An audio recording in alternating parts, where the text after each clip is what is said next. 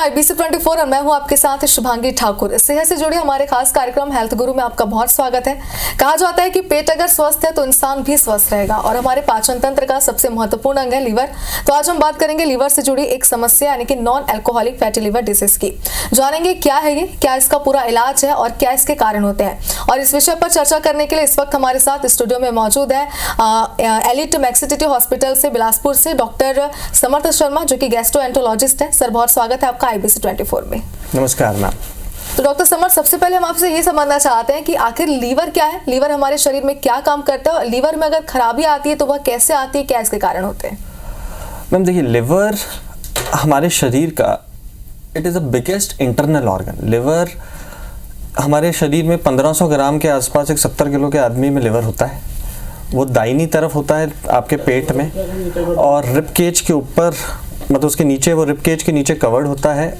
और liver does a lot of work. Liver के बहुत सारे फंक्शन होते हैं, जिसमें से एक इम्पॉर्टेंट फंक्शन है मेटाबॉलिज्म, डिटॉक्सिफिकेशन, ब्लड क्लॉटिंग। और लिवर बहुत सारे ऐसे फंक्शन, हमारी इम्यूनिटी के लिए भी लिवर बहुत इंपॉर्टेंट होता है। सर, मैं ये जानना चाहती हूँ कि लीवर, जैसे हमने कई बार ये सुना है कि लीवर खराब हो गया है, हमने कई लोगों के बारे में ये सुना है, लेकिन हमें समझ नहीं पाते हैं कि आखिर ये लीवर खराब होना होता क्या है और इसके मुख्य कारण क्या होते हैं। देखिए मैम, लिवर खराब होना जो आम शब्दों में लोग बोलते हैं, आम जनता बोलती है लिवर खराब होना, उनका मतलब होता है लिवर सिरोसिस हो गया। लिवर सिरोसिस एक लगभग एंड स्टेज लिवर डिजीज होती है, जब लिवर फैटी लिवर के बाद हेपेटाइटिस, फाइब्रोसिस और सिरोसिस। सिरोसिस उसकी चौथी स्टेज है। अगर वो चौथी स्टेज पे पहुंच जाता है तो हम बोलते हैं कि लिवर खराब हो गया, लिवर सिरोसिस हो गया। और इसके प्रमुख कारणों की अगर मैं आपसे बात करूं तो इसके 3-4 प्रमुख कारण हैं। सबसे पहला कारण तो आप जानते हैं अल्कोहल। दूसरा महत्वपूर्ण कारण आज के तारीख में है मेटाबॉलिक रिस्क फैक्टर, जिसमें से एक बहुत इंपॉर्टेंट है non alcoholic fatty liver disease, जो आज हमारी चर्चा का मुद्दा है। तीसरा महत्वपूर्ण कारण आप पूछेंगे hepatitis B, hepatitis C, viruses. ये एक आम जनता में प्रचलित शब्द है, ये हेपेटाइटिस बी, हेपेटाइटिस सी। और ये मैं कहूँगा कि हर आम जो भी रूटीन ब्लड टेस्ट होते हैं उसका भी एक पार्ट बन चुका है फॉर्चुनेटली। चौथा इंपॉर्टेंट कॉज अगर आप मुझसे पूछेंगे तो आई विल इंक्लूड ड्रग्स, दवाइयों का injudicious use, over the counter availability of the medications, like है ना, हम बिल्कुल अनजुडिशियस यूज हो रहा है पैरासीटामोल का। कितनी सारी आयुर्वेदिक होम्योपैथिक दवाइयाँ हम बिना किसी लेबल के लेते जाते हैं, तो this also can harm liver. So we need to be alarmed for all these 4 causes. Doctor Samarth, कई सारी ऐसी बीमारी के बाद ही होती है। अगर हम लीवर डिसीज की बात करें, यानी कि लीवर खराब होने का आपने बताया भी कि क्या इसके कारण होते हैं, तो क्या ये एक उम्र के बाद ही होते हैं या फिर किसी भी एज में हो सकते हैं, बच्चों को भी, यंग एज में भी, या फिर क्या इसका है, बताइए। 2 मिसकंसेप्शन है। कुछ लोगों को ऐसा लगता है कि हम शराब तो पीते नहीं है तो हमारा लिवर कैसे खराब हो सकता है, ये एक पहला मिसकंसेप्शन है। दूसरा मिसकंसेप्शन है कि सर हमारा बेटा तो मात्र 38-39 साल का है, इसको बस 15-20 साल से डायबिटीज़ ही तो है, तो इसका लिवर कैसे ख़राब हो गया। तो लिवर ख़राब होने की अब ना कोई उम्र बची है, और ऐसा नहीं कि alcohol is the only reason for liver cirrhosis और लिवर एलिमेंट्स। जैसे मैंने आपको पिछली उसमें वार्तालाप में बताया कि लिवर सिरोसिस होने के लिए non alcoholic fatty liver in the United states has overcome the alcohol to become the top scorer for causing liver cirrhosis. So non-alcoholic fatty liver disease, a very important, it is a fire alarm. It is a bomb which is going to diffuse soon. So we all need to be very cautious about it. Sir, जैसे कि आपने कई बार इस बारे में जिक्र किया non alcoholic fatty liver, हमने इसके बारे में पहले भी सुना, हम गूगल पे भी इसे सर्च करते हैं कि आखिर ये होता क्या है, लेकिन इस आम शब्दों में जरा बताइए कि आखिर ये होता क्या है और इससे इलाज कैसे होता है, कितने इलाज संभव है इसका भी। देखिए ma'am, non alcoholic fatty liver disease कुछ भी नहीं है। इट इज सिंपली कि आपके लिवर में फैट एक्सेसिवली जमा होता जा रहा है। अब जैसे ही एक्सेसिव फैट जमा होता जाता है, वो लिवर के फंक्शन को धीरे धीरे डिमिनिश कर देता है। अब नॉर्मली आप पूछें कि लिवर के तो हर ऑर्गन में हमारे, बॉडी के हर ऑर्गन में हमारे कहीं ना कहीं फैट है, तो लिवर में फैट किस मात्रा के ऊपर लिवर में फैट हानिकारक होता है। यूजुअली कहते हैं कि लिवर में 5% तक का फैट की अनुमति है। जैसे ही लिवर का फैट धीरे धीरे बढ़ता जाता है तो वो फैटी लिवर डिजीज में क्लासिफाई होता है। अगर वो फैट इतना बढ़ गया कि लिवर पे सूजन आने लगी तो फिर हम उसकी दूसरी स्टेज हेपेटाइटिस में पहुंच जाते हैं। जब वो सूज के, मतलब उस पर सूजन इतनी हो गई, इन्फ्लेमेशन इतना हो गया कि वो एकदम कड़क हो गया, उस पर स्कारिंग सी आने लगी। वो जैसे आपके हाथ पे चोट लग जाती है तो पपड़ी सी जम जाती है, ऐसे लिवर पे भी पपड़ी सी जम जाती है, उसे कहते हैं फाइब्रोसिस की स्टेज। जब वो फाइब्रोसिस की भी भी सारी स्टेज A1 2 3 4 पास हो जाती है तो हम F4 को बोलते थे कि भाई अब लिवर सिरोसिस हो गया, अब लिवर का फंक्शन मतलब जो लिवर जबान जैसा सॉफ्ट होना चाहिए था वो माथे जैसा हार्ड हो गया। डॉक्टर समद, लेकिन लीवर की अगर रीजनरेशन की कैपेसिटी की बात करें तो ये कितनी होती है? क्योंकि कई बार लोगों के जहन में ये भी सवाल होता है कि क्या ये एक बार खराब होने के बाद, इसमें कुछ प्रॉब्लम आने के बाद ये पूरी तरीके से ठीक हो भी पाता है या फिर नहीं? Very impressive question madam. Liver regeneration is definitely a good concept and इसके लिए मतलब लिवर ट्रांसप्लांट, लिवर रीजनरेशन हो पाता है, इसलिए ही लिवर ट्रांसप्लांट हो रहा है। लिवर ट्रांसप्लांट में आप क्या करते हैं, आप एक हेल्दी आदमी जिसकी आप प्रॉपर स्क्रीनिंग कर लेते हैं और देखते हैं इसको ये बीमारियां नहीं है, इसका लिवर स्वस्थ है, उसके लिवर का कुछ हिस्सा लेते हैं और जो लिवर सिरोसिस से ग्रसित इंसान है उसके अंदर उसको आप ट्रांसफ़र करते हैं and then it grows on its own. अगर आप मुझे अनुमति दें, अगर लिवर ट्रांसप्लांट का और लिवर रीजनरेशन का जो कॉन्सेप्ट है बड़ा पुराना है ना। आप एक ग्रीक गॉड है Prometheus and he is known for bringing fire to the mankind. हमारे पास आग कैसे आई, तो उन्होंने क्या किया कि एक पुराने ग्रीक गॉड थे ज्यूस, उनसे उन्होंने चोरी किया, उनको ट्रिक किया और हमें फायर दी। तो उनको सजा देने के लिए उन्होंने क्या किया, उनको उन्होंने एक पत्थर से बांध दिया चेन से और उनके ऊपर चील छोड़ दिए, 2-4 वल्चर छोड़ दिए और उन्होंने उनका लिवर, वो क्या करते थे, वो वल्चर पूरे दिन लिवर को खा जाते थे और फिर वो अगले दिन आते थे और देखते थे यार इसका तो लिवर फिर ग्रो कर गया। तो even in the ancestral times in the history it is also known that liver can regenerate and liver is a very beautiful organ which has a very high regenerative capacity and I would say it is preferably one of the very few organs of the human body which can regenerate on its own, but still अब इस बात का भी ध्यान रखें कि liver regenerate हो सकता है बट है ना, इसमें अति नहीं करनी चाहिए हमें, नहीं तो मतलब लिवर की रीजनरेशन की एक कैपेसिटी है जब तक आप उसको पूरा ही डैमेज ना कर दें। हाँ डॉक्टर समद, लेकिन अभी आपने जो आंसर किया उससे एक और सवाल मेरे जहन में आया है, क्योंकि आपने कहा कि एक लिमिट होनी चाहिए अल्कोहल की जिससे ये प्रॉब्लम से आप आगे ना जूझे, आपको ये समस्या आगे ना हो। लेकिन ये कैसे पता चलेगा कि लिमिट क्या है? क्योंकि हमने ये भी सुना है कि कई बार हर किसी में अलग अलग कैपेसिटी होती है, क्योंकि आज के डेट में अगर देखें तो हम यंग जनरेशन की अगर बात करें तो कहीं ना कहीं वो फैंसी तरीके से या फिर शो ऑफ करने के लिए भी इसे लेते हैं, तो उनके लिए क्या कहेंगे आप? हमारी सोसाइटी में अल्कोहल कॉमन है आज की तारीख में and with the coming time it is becoming more and more common. आप अगर अर्लियर डेज की बात करें तो पुराने ज़माने में ये होता था कि it was only common in main and nowadays it is also known that almost 1 in 4 women also they do also seldomly drink। अब बात आती है कि कितनी शराब का सेवन हमारे लिए सही रहेगा और कितने में हमें लिवर की प्रॉब्लम्स होने लगेंगे। वैसे तो अगर आप मुझे एज अ डॉक्टर पूछेंगे तो शराब का कोई भी अमाउंट लिवर के लिए सेफ नहीं है। फिर भी अगर आप कहें, बहुत सारी अलग अलग सोसाइटीज़ ने अलग अलग गाइडलाइंस बनाई हैं, बट वो सारी गाइडलाइंस लिवर सिरोसिस के लिए हैं, वो फैटी लिवर के लिए नहीं है। अगर आप कहें कि 100 लोग शराब का सेवन करते हैं तो 80 से 90 लोगों को फैटी लिवर होना तय है, और फैटी लिवर अगर आ गया तो वो फायर अलार्म है, वो धीरे धीरे चीज़ों को आगे ले जा सकता है, उसमें पूरा पोटेंशियल है। तो कोई अमाउंट ऑफ अल्कोहल सेफ नहीं है। बट एक important point which I will bring to your notice is that for females the amount of alcohol is almost अगर हाफ ऑफ द अल्कोहल भी वो ले रही हैं as comparatively to their male counterpart, this can be equally damaging. So for females the amount of alcohol should be very very less and preferably again no alcohol. Doctor Samarth, आपने बताया कि non alcoholic fatty liver disease होता है, क्या ये कैसे होता है? लेकिन हमने सुना है कि नॉन अल्कोहलिक स्टीटोपेटाइटिस भी होता है, इसमें इन दोनों में क्या अंतर होता है, हम इसे कैसे समझे? मैम वही देखिए, जैसे हमने बात करी non alcoholic fatty liver disease जब अनकंट्रोल रहेगा उसकी अगला स्टेप है नॉन अल्कोहलिक स्टेटोहेपेटाइटिस। आइटिस, जब भी आइटिस वर्ड लग जाता है मेडिकल साइंस में, आइटिस का मतलब है सूजन, हेपेटाइटिस मतलब लिवर पे सूजन आ गई, स्टेटो मतलब फैट, लिवर में फैट रहा, पड़ा रहा, उसने वहाँ पे सूजन पैदा कर दी। अब आप खुद भी कोशिश करिए, मतलब आप देखिए हाथ में हमारे चोट लगेगी, उस पर सूजन आएगी, क्या होगा? फिर उसकी स्कारिंग होगी, उसके ऊपर पपड़ी जमेगी। अब जब स्कारिंग होगी तो आप खुद करेंगे, आपके हाथ में खिंचाव सा आ जाएगा, उसी तरह से लिवर में आ जाएगा। अब जैसे छोटी छोटी चीज़ें बार बार चोट लगती रहेगी, फैट और डिपॉजिट होता रहेगा, तो ये स्कारिंग होगी, स्कारिंग के बाद फाइब्रोसिस होगा, फाइब्रोसिस के बाद सिरोसिस होगा। तो non alcoholic fatty liver disease का अगला स्टेप है स्टेटोहेपेटाइटिस। चलिए, तो मतलब कुल मिलाकर अगर देखें तो उसके नेक्स्ट स्टेज को ही हम ये कह सकते हैं। डॉक्टर समत, non alcoholic fatty liver disease के लक्षण क्या होते हैं? हमें कैसे ये पता चलेगा कि इसका आखिरी स्टेज है या फिर कोई और स्टेज है, या फिर हमें ये हो सकता है, हम कब डॉक्टर के पास जाए, ये हमें कैसे पता चलेगा? मैडम, दुख की बात यही है कि इसका कोई लक्षण ही नहीं होते हैं ज़्यादा, और जब इसके लक्षण ही नहीं हैं फिर भी एक एपिडेमिक बन चुका है आज की तारीख में। और जैसा मैंने आपको बताया, यूनाइटेड स्टेट्स में ये मोस्ट कॉमन कॉज बन चुका है लिवर सिरोसिस का। इसमें प्रॉब्लम ये है कि non alcoholic fatty liver disease के लिए जब तक आप खुद डॉक्टर के पास पहुंचेंगे कि डॉक्टर साहब मुझको ये फैटी लिवर डिजीज़ हो गया है, मुझको ये सारी प्रॉब्लम हो गई है, तक वैसे भी देरी हो जाती है। इसका अनुमान लगाने के लिए आप मुझसे पूछेंगे तो there are 2, 3, 4 things that we should do. First of all, सबसे पहला काम आपको देखना है कि मेरा वेट क्या है।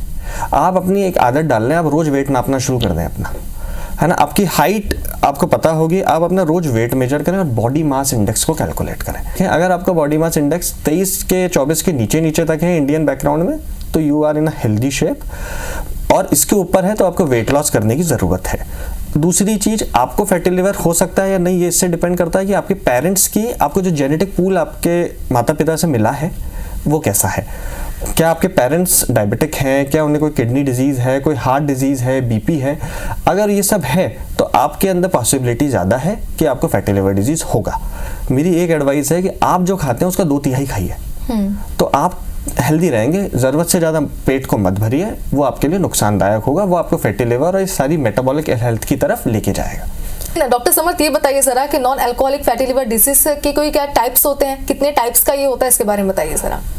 मैम देखिए, बेटर क्वेश्चन ये है कि फैटी लिवर डिजीज कितने टाइप का हो सकता है। बहुत सारी चीज़ें हैं जो फैटी लिवर कर देती हैं, मतलब लिवर में फैट डिपॉजिट कर देती हैं। जैसा मैंने आपको अभी पहले कॉन्वर्जेशन में बताया कि अल्कोहल जो ले रहे हैं लोग, उनका 80 से 90% लिवर फैटी हो जाता है। मतलब 100 लोग अगर अल्कोहल ले रहे हैं तो 80 से 90 लोगों का लिवर फैटी होगा। Alcohol is a very important cause for fatty liver. Non alcoholic fatty liver का मतलब ये है कि आपकी फैट जमा हो गया है, आपकी एक्सेसिव बॉडी फैट, आपकी मेटाबॉलिक हेल्थ की वजह से फैट जमा हो गया, दवाइयों के कारण फैट जमा हो सकता है। तो what are the different reason for fatty liver? Alcohol, steatohepatitis, and third is medications. बढ़ते हैं आगे। जैसे देखा जाता है कि कई लोगों को, अगर हम देखें बाकी बीमारियों की अगर बात करें, तो कई लोग ऐसे हैं जिन्हें डायबिटीज का खतरा ज्यादा होता है, कुछ लोग ऐसे हैं जिन्हें और कोई प्रॉब्लम ज्यादा होती है, उन्हें खतरा। अगर इसकी हम बात करें तो किन लोगों को इसका खतरा ज्यादा होता है? मैम देखिए, जैसे आपने बच्चों अभी क्वेश्चन पूछा कि डायबिटीज़ वाले लोगों को ये खतरा ज़्यादा है क्या।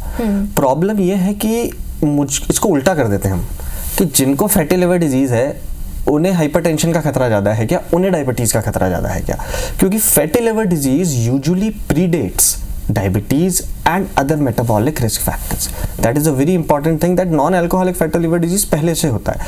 डेफिनेटली आप 100 डायबिटिक मरीज लाएंगे तो लगभग 90 से 95 लोगों को फैटी लिवर निकलेगा ही निकलेगा।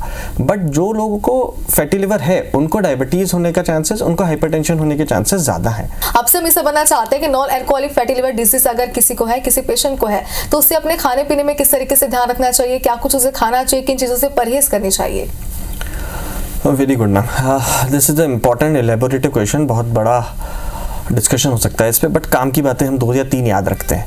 पहली इंपॉर्टेंट चीज़ ये रखिए, जो मैंने आपको सही बताया कि लिवर हर एक छोटी छोटी चीज़ का हिसाब रखेगा, तो सोच समझ के खाइए, अपनी कैलोरीज कम कीजिए, है ना। जैसे मैंने 3 बार आपको खाना खाना है, सुबह दोपहर शाम। बीच में ना आप नमकीन खाएं, ना कॉफ़ी पिए, ना बिस्किट खाएं।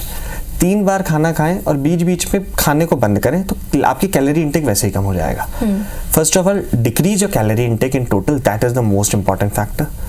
Then if at all you are consuming the calories, in what form that should go to you, वो आपको ये ध्यान रखना चाहिए कि आपको क्या क्या खाना चाहिए। आपको यूजुअली वो खाने चाहिए जो आपको ग्लाइसेमिक इंडेक्स जिनका कम हो। आपको मैं एक इंपॉर्टेंट चीज़ ये बता देता हूँ कि फैटी लिवर डिजीज में ना हम फैट बोल के फैट को बहुत बदनाम कर दिया है। कई लोग आते हैं हमारे पास कि सर अब तो हम फैट भी नहीं खा रहे, but still we are not able to burn the fat, still we look fatty. तो हम क्या कर सकते हैं? प्रॉब्लम फैट में नहीं है, प्रॉब्लम है कार्बोहाइड्रेट्स में। हमें हमारे कार्बोहाइड्रेट्स को कट डाउन करना चाहिए।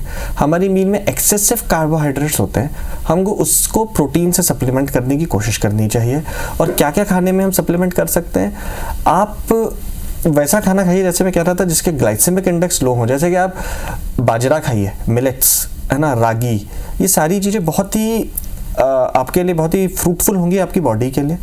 Secondly, no added sugar, no added sugar. आप कॉफी पी रहे हैं, ट्राई टू ईट और try to consume all the food without sugar, है ना। The white sugar is white death, this is one of the take home message. Avoid extra added sugar. And fruits में जो natural sugar है वो आप ले सकते हैं, ड्राई फ्रूट्स बढ़ा सकते हैं, curd, buttermilk, they are very good for health. No added sugar is another take home message. Doctor Samarth, non alcoholic fatty liver के कारण क्या होता है? लक्षण तो आपने बताया कि इसके ज्यादा प्रॉपर लक्षण है नहीं फिलहाल, आगे भी इस पर डिस्कस करेंगे, लेकिन इसके लॉन्ग टर्म कॉम्प्लिकेशंस क्या होते हैं? दो टाइप में हम इसको डिवाइड कर सकते हैं। पहला, pertaining to the liver, liver से संबंधित, और दूसरा इसका ओवरऑल बॉडी पे क्या इफेक्ट आता है। पर्टेनिंग टू द लिवर, मैंने आपको जैसे बताया कि it is a cycle, it is a ongoing phenomenon कि 100 लोगों को non alcoholic fatty liver disease है तो अभी मान लीजिए 10 या 15% लोग उसमें से खतरे में होते हैं कि उनको लिवर सिरोसिस आगे जाके पैदा हो सकता है। तो लिवर संबंधित तो अल्टीमेटली सबसे खतरनाक चीज़ आपके लिए लिवर सिरोसिस ही है। बट अगर आप बात करेंगे, और it disposes you to many other factor, it is, ये बस एक इंडिकेटर है कि आप मेटाबॉलिकली हेल्दी नहीं है ना। मेटाबॉलिक हेल्थ, आपकी कार्डियोवैस्कुलर हेल्थ बहुत इंपॉर्टेंट होती है, ठीक है। तो मतलब जैसे ही हमारी बात हो रही है कार्डियोवैस्कुलर हेल्थ, तो मैं आपको there are few point which I bring, अगर आप मुझसे बात करेंगे इसको ट्रीट कैसे करते हैं तो मैं उसमें और चर्चा करूंगा आपसे, है ना। But fatty liver disease is an important problem which can cause cirrhosis. You need to be a bit more cautious and you need to treat it. You just do not left it ignored. हाँ doctor समर्थ, अब सबसे जरूरी सवाल मेरा जो हमारे दर्शकों का भी होगा वो भी इंतजार करेंगे, क्योंकि हमने ये तो समझ लिया अच्छे से कि non alcoholic fatty liver disease होता क्या है, किस कारण से होता है, लेकिन क्या इसका इलाज संभव है, और अगर है तो किस तरीके से इसके टेस्ट किए जाते हैं, कैसे ट्रीटमेंट किया जाता है किसी पेशेंट को, इसके बारे में बताइए। देखिए मैम, इसका इलाज बिल्कुल संभव है। It is just a precursor, it is a precursor of the disease. तो डिजीज अभी तक हुई नहीं है आपको, तो इलाज इसका डेफिनेटली संभव है। इसको it is a completely reversible process. इसको रिवर्स करने के 2 या 3 प्रमुख चीज़ें होती हैं जिस पे आपको ध्यान देखना है। पहले महत्वपूर्ण बात जिसमें हमने आधा तो चर्चा कर ही ली है, डाइट। दूसरी इंपॉर्टेंट चीज़ आपकी एक्सरसाइज, आपकी फिजिकल डेली एक्टिविटीज़। और तीसरी इंपॉर्टेंट चीज़ पे हम जैसे लोगों का काम आता है हेपेटोलॉजिस्ट का, जो कि उसके लिए दवाइयाँ सप्लीमेंट करते हैं। तो पहली 2 चीज़ पे हम ज़्यादा आज ध्यान देते हैं। डाइट के बारे में आपने चर्चा करी मुझसे, मैं एक्सरसाइज के बारे में कुछ पॉइंट आपको बताना चाहूँगा। दैट इज़ वेरी इंपॉर्टेंट कि एक्सरसाइज मतलब you should perform as per the guidelines. ऐसा कहते हैं कि आप हफ्ते में 4 दिन भी अगर 35 से 45 मिनट के लिए एरोबिक एक्सरसाइजेस कर लेते हैं तो वो आपके लिवर हेल्थ और आपकी ओवरऑल कार्डियोवैस्कुलर फिटनेस के लिए काफ़ी सफिशिएंट होगी। अब what is aerobic exercise? Aerobic exercise that which demands the use of oxygen.